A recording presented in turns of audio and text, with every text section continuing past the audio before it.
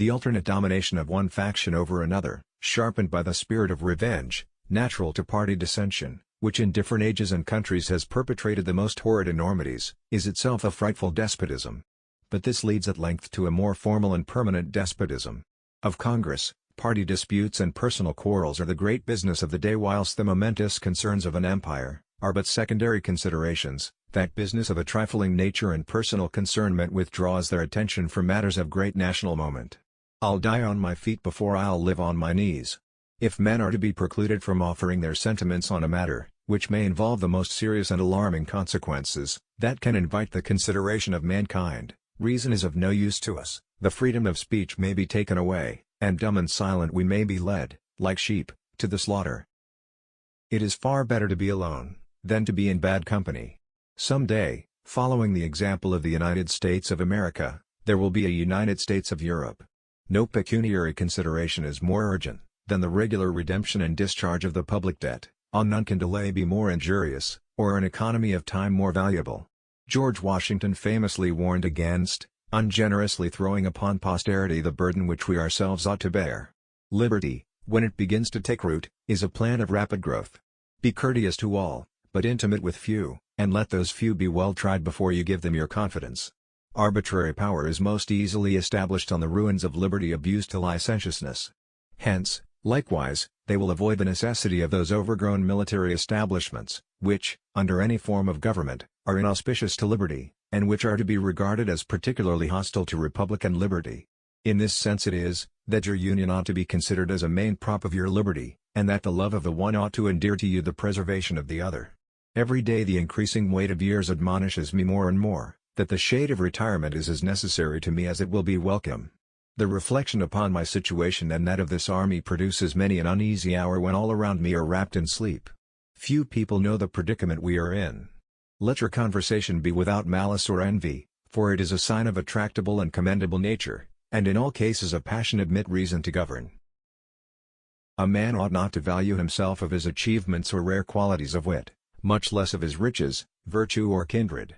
It is of infinite moment, that you should properly estimate the immense value of your national union to your collective and individual happiness, that you should cherish a cordial, habitual, and immovable attachment to it, accustoming yourselves to think and speak of it as of the palladium of your political safety and prosperity, watching for its preservation with jealous anxiety, discountenancing whatever may suggest even a suspicion that it can in any event be abandoned, and indignantly frowning upon the first dawning of every attempt to alienate any portion of our country from the rest, or to enfeeble the sacred ties which now link together the various parts. Interwoven as is the love of liberty with every ligament of your hearts, no recommendation of mine is necessary to fortify or confirm the attachment.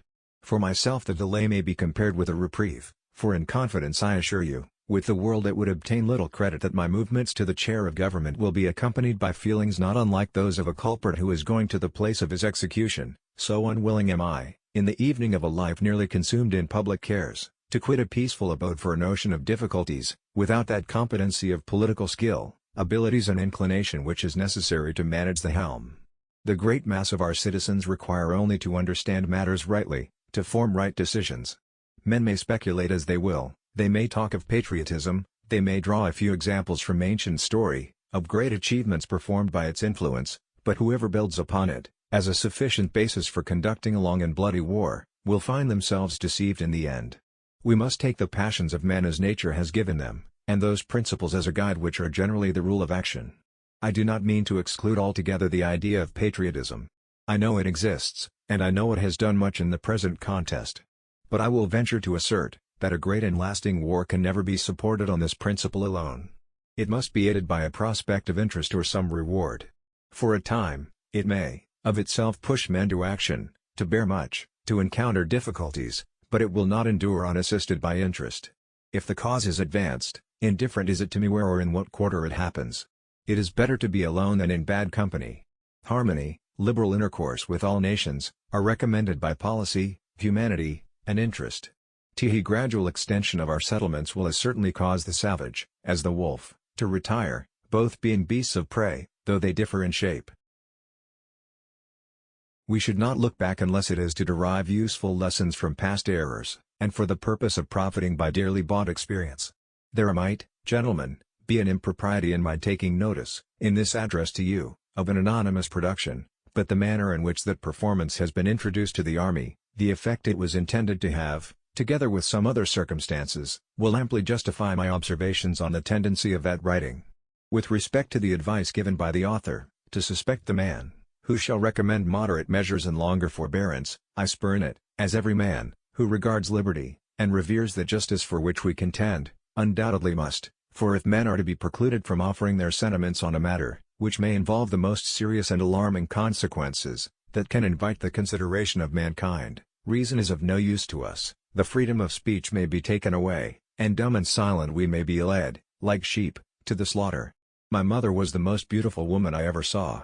I had rather be on my farm than be emperor of the world. How far you go in life depends on your being tender with the young, compassionate with the aged, sympathetic with the striving, and tolerant of the weak and the strong. Because someday in life you will have been all of these. Religious controversies are always productive of more acrimony and irreconcilable hatreds than those which spring from any other cause. Associate yourself with men of good quality if you esteem your own reputation, for it is better to be alone than in bad company. The nation which indulges toward another a habitual hatred or a habitual fondness is in some degree a slave. It is a slave to an animosity or to its affection, either of which is sufficient to lead it astray from its duty and its interest. Having now finished the work assigned me, I retire from the great theatre of action, and bidding an affectionate farewell to this august body under whose orders I have so long acted, I here offer my commission, and take my leave of all the employments of public life. Experience teaches us that it is much easier to prevent an enemy from posting themselves than it is to dislodge them after they have got possession. While we are zealously performing the duties of good citizens and soldiers, we certainly ought not to be inattentive to the higher duties of religion. To the distinguished character of patriot, it should be our highest glory to add the more distinguished character of Christian. To be prepared for war is one of the most effective means of preserving peace. Much was to be done by prudence, much by conciliation, much by firmness. Speak not evil of the absent, for it is unjust. Religious controversies are always productive of more acrimony and irreconcilable hatreds than those which spring from any other cause. Do not suffer your good nature to say yes when you ought to say no. Remember that it is a public not a private cause that is to be injured or benefited by your choice. It is a much easier and less distressing thing to draw remonstrances in a comfortable room by a good fireside than to occupy a cold bleak hill and sleep under frost and snow without clothes or blankets. Experience has taught us that men will not adopt and carry into execution measures best calculated for their own good, without the intervention of a coercive power. Those who have committed no faults want no pardon. We are only defending what we deem our indisputable rights. Make sure you are doing what God wants you to do, then do it with all your strength.